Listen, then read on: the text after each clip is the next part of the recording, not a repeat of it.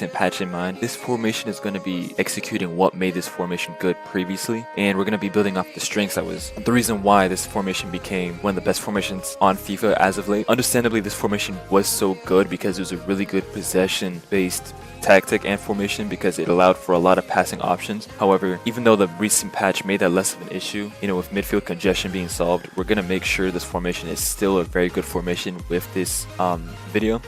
And we're going to allow this formation to still compete with the 4-3-2-1, the 4-4-2, and then 4-2-3-1 and things like that. So starting off, obviously ignore my team. I was doing a lot of objectives as of late. So don't worry about the team. This is not the team that I'd use for Weekend League. But going straight to the team, we're going to start off with custom tactics. I have it set to my ultra attacking and balanced on defensive style with 45 width and 60 depth. 45 width, if you watch all my defensive videos, anything with 4 defenders, 45 width is probably all you really need. But with depth, again, we're using 60 and we're not using 71 anymore, primarily because 71, it's still very strong. However, if you're not as good as the game, the recent nerf did make 71 depth a little bit harder to use. So if you're a very good defender and you want to play like a rat a little bit still, you can obviously still use 71 depth. However, I'm creating this formation to be usable by everybody. So 71 depth might be hard for you. So you can use 60 depth. But if you're like Div 3 above and you want to use 71 depth, go right ahead. You can use 71 depth. But you might still be called a rat by the community. It's up to you how you want to play. But yeah, 60 depth primarily because you still get the benefits of a high line and you still get some of the benefits that come with 71 depth. However, you're using 60 depth and you can say that you're not a rat. So yeah, 60 depth. Build up play balance with chance creation on direct passing. Every single 4-3-2-1, 4-4-2, 4-4-3-3, all of those formations. I don't see a point using anything that isn't balance and direct passing. That's the best. And with width 44, I believe, I don't remember, but I believe the old 4-3-3-5 also used 44 width. And basically, it gets more complex as we get to the player instructions, but basically we choose exactly 44 primarily because we want the inside wingers or the wingers to cut in and make through runs in between the center back and the fullback rather than on the outside of the fullback, because we want the through runs to allow for shooting opportunities right after. And when we have the wingers go in between the fullback and the center back, you can get a through ball in between. And you have to remember, because there's no striker in this formation, there's going to allow for a lot more opportunities for those wingers to tuck in a lot closer and play like 2 strikers in the attack and in the counter attack. So we're allowing them to get more shooting opportunities basically. 6 players in the box, and we'll go over why when we get to instructions. You'll notice that we're going to use 6 players in the box for a reason. And then corners and free kicks obviously is personal choice. Before I continue and show you guys the player instructions, I wanted to take a second to mention a few things. Firstly, only 6% of y'all are subscribed, and if you like the tactics I make and you want to stay up to date with future formations I make, feel free to subscribe. It's low-key kind of crazy that it's only 6%, so let's bump up that number. Additionally, I'm building a FIFA community on Discord, so if you're looking for a place to discuss things like squad building, trading, or anything FIFA related, check out my server with the link in the description. And also, if you'd like to find me on any other platforms like Twitter, Twitch, or anything, all of those links you can find in the description as well. Going into player instructions, starting from defense, you can experiment with this. Comes across as a sweeper keeper. I don't think it makes a gameplay difference, honestly. If it does, it must be placebo, because I don't notice a difference, honestly. Either way, you're going to be using your right stick anyways most of the time when it comes to manually controlling your keeper, so this won't make a gameplay difference as far as I'm aware. Both your center backs obviously untouched, and then your left back and your right back. This is where things will get a little bit more complicated if you're new to this formation or if you're new to FIFA formations to begin with. However, what we're going to do, we're going to start with understanding which fullback is a better attacking fullback. For me, it's going to be Marcos Llorente because he has a lot of passing, dribbling, and shooting stats. So we have him on balanced attack and mixed attack on the run type. In the old 4-3-3, this run type was set to overlap. If it was set to overlap for you, you want to change it back to mixed attack. The reason why we say this is because with overlap, that fullback, when he makes that run, because he has balanced attack, so he chooses when he wants to run. When he makes that run, he's going to run for the overlap, and the problem with that is it's going to make that balanced attack feel like a join the attack, because there's always a ton of space in the attack on the closest to the touchline. So if you have him on balanced attack overlap, it's going to feel the same as it's going to feel the same as join the attack overlap, because he's always going to find space. However, with mixed attack, it's going to give him basically the instructions to go towards the middle whenever he can, and that's going to be way more limited because he's not going to go down the middle if there's obviously players in the middle. He's going to attack a little bit, but he's not going to attack as much, so that way you're not as a risk on the counter attack. The reason why we're being way more careful now is because the recent patch basically made attacking fullbacks way weaker they're way more risky on the counterattacks because they track back very slowly. So we want these players to not attack all the way, but we still want them to help in the attacks to begin with. We're also making sure that the left fullback or the other fullback to begin with is on stay back while attacking overlap, because with overlap it's going to keep him, because you have to understand that with stay back while attacking there's still going to be moments where he pushes up a little bit, especially if you trigger a run with him in context based situations.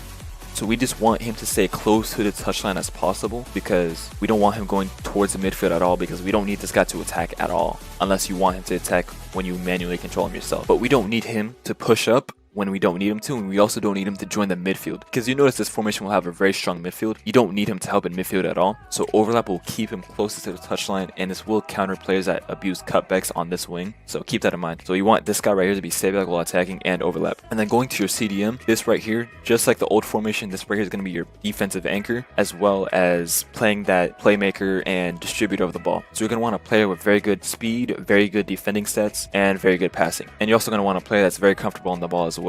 There's a lot of players I could recommend, but really you just want a player that has really good defensive stats and really good distributive stats. And with that, I have Toure right here because he's a very good CDM and he can also pass the ball really well. You're going to want him to cut passing lanes, stay back while attacking, and cover center. And with this, he's going to basically never push up, and he's going to play that center mid role where he's basically like the commander for the entire attack. When he gets the ball at his feet, you'll notice that everybody else is going to be in front of him. All your attacking options are going to be in front of him. So when you get the ball with this guy, take your time and allow your team to make movement, make runs, and send precise passes with him. You'll notice that when he has the ball, if you're just a little bit more patient, you'll notice that he will be able to distribute a lot of great passes as long as you can see them. And then from here, again, this is where it gets a little bit more complicated as well. You have the left mid and the right mid.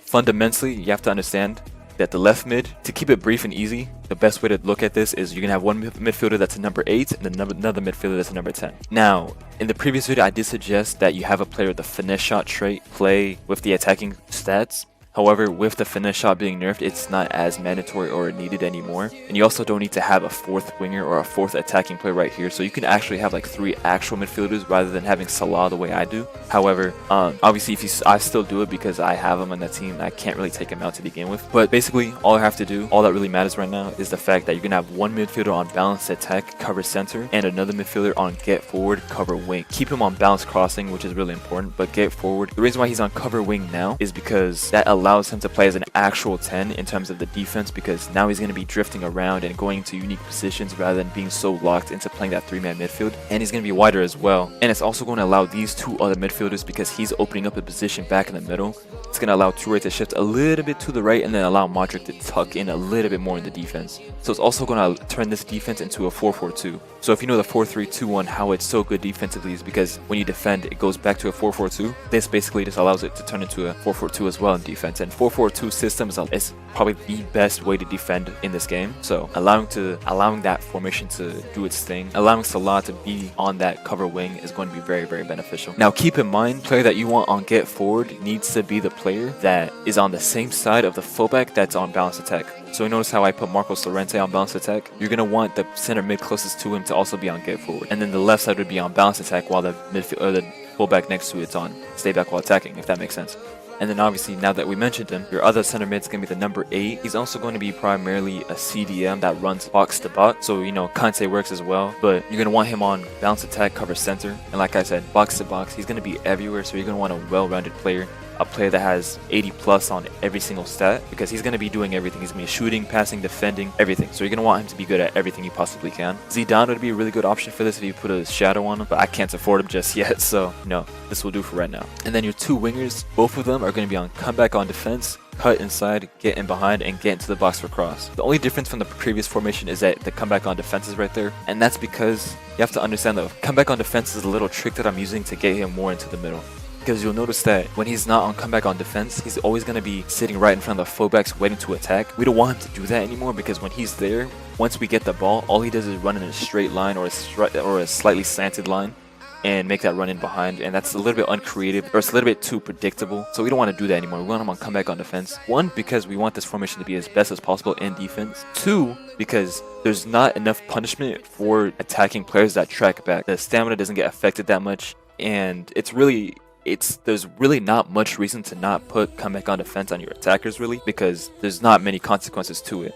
So we have him on comeback on defense because, as I said with the trick, when he's on comeback on defense and he's moving around trying to track back, mark players, when we get the ball for the counterattack, he's not going to be in the same position as he normally is. So he's going to make a lot more unique different runs on the attack. And instead of just running in a straight line past the fullback, he might be 1 second he might be in the striker position because there is no striker in this formation. He might be in the striker position and he might be making a unique run that the other team isn't expecting. The most important part of this formation is to be unpredictable. So comeback on defense is an important part. And then obviously cut inside, getting behind, and get into the box for cross. That combination is what turns him into a striker in the attack. You want these players to effectively be strikers in the attack because there is no actual striker, because Haaland right now, or the striker normally right now, is going to be like a lurking player. He's still going to be in the box and he's still going to be a striker. However, these strikers or these wingers are going to be ahead of him in the attack. So you're going to want Haaland right here. And then that takes us to our actual striker, which is unchanged at the moment. Stay central, mixed attack, because I have experimented with getting behind, I experimented with false 9, and really we say mixed attack because both of those are very good options. Getting behind makes him a very big issue on the counter attack. However, the only issue with getting behind is since he's not testing the defense of all times, he's not going to be beating the center backs in terms of through run. The reason why we say that is because the center backs are always going to have a head start on him because he's not going to be next to the center backs at all time. However, same with false 9. The problem with false 9 is that once you get the ball in the counter attack, he's just going to be right in the midfield, so it's going to feel like you don't have enough attacking options. So we found a perfect middle ground with mixed attack. So you're going to want to stay central, mixed attack, and then you're obviously going to want to make sure your winger is the same as the other winger right here. Come back on defense, cut inside, getting behind, get into the box for cross.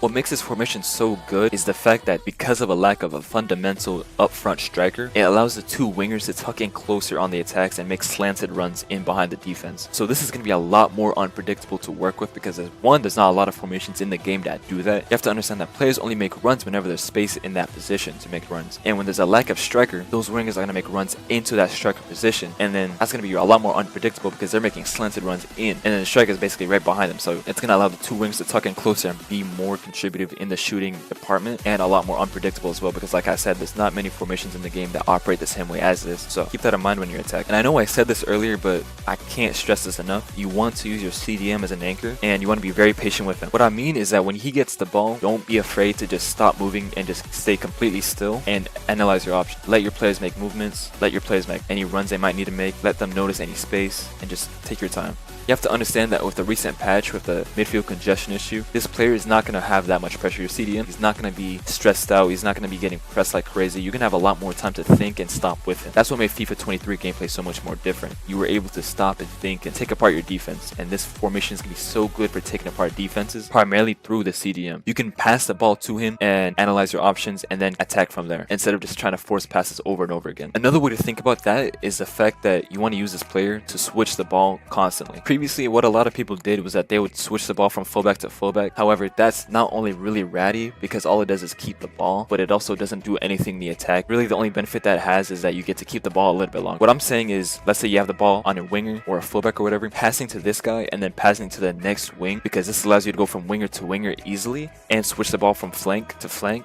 without wasting time and without losing momentum on the attack. And when you switch the ball, you're going to notice that the more you switch the ball in these scenarios, you're going to find that there's a lot more opportunities to find runs in behind, because you can't keep the ball on the same side of the field for an entire attack because that's going to be incredibly predictable, and you're limiting yourself from the creativity your AI and players can make. A rule of thumb that I think about when I attack is to prevent myself from keeping the ball at the same spot for too long. And that's really easy to do when you don't play with the CDM, because you can just keep the ball on the left side of the touchline on the left side of the field until you force the way in behind. But you're just gonna make it harder for yourself. So use your CDM to get the ball to different areas of the field, and you'll notice that your players are making a lot more runs than you actually think. Also, another thing that I might as well mention for right now is the difference with this formation to the previous formation, where now the number 10 is on that cover wing. Previously he was in the cover center, but now he's on the cover wing. If you have a player that is like Salah, an attacking, creative player, a shooter, a dribbler, things like that, having him on cover wing, just like the wingers in itself, when we get the ball back in the attack, he's going to be in a very unique position because he spent his time on defense running around, going to different spots. It's easy to confuse cover wing as him literally going to cover the wing. However, what it does is it allows him to be more creative in the pressing department. When cover wing is activated, it doesn't necessarily mean he only covers the wing. Rather, now he's attacking the other team's build up a lot more aggressively, because now he's willing to go to spaces that he was previously constrained from going to. if that makes sense. So now when you get the ball back, he's going to be in unique positions every single time. So that allows you to actually have an actual number 10. Now, if you don't have a number 10 and you don't want to play for number 10, you want to have an actual 3 midfield setup, you could do that. And you can have a, like a player like Bellingham or whatever, play that number 10 position. And you can have the exact same instructions that I put on this formation. However, you can just put cover center and that works, but that's a different formation that would operate a little bit more differently. So if you want to experiment with that, you absolutely can, but that's not something I'll be doing myself. And as always, if you found this video to help you improve on FIFA, if your performances on Weekend League are improving, if you like this tactic or anything like that, be free to like and subscribe. And also, if you have any questions, feel free to leave comments below and I'll make sure to answer them whenever I have the chance. But for this video, that's all.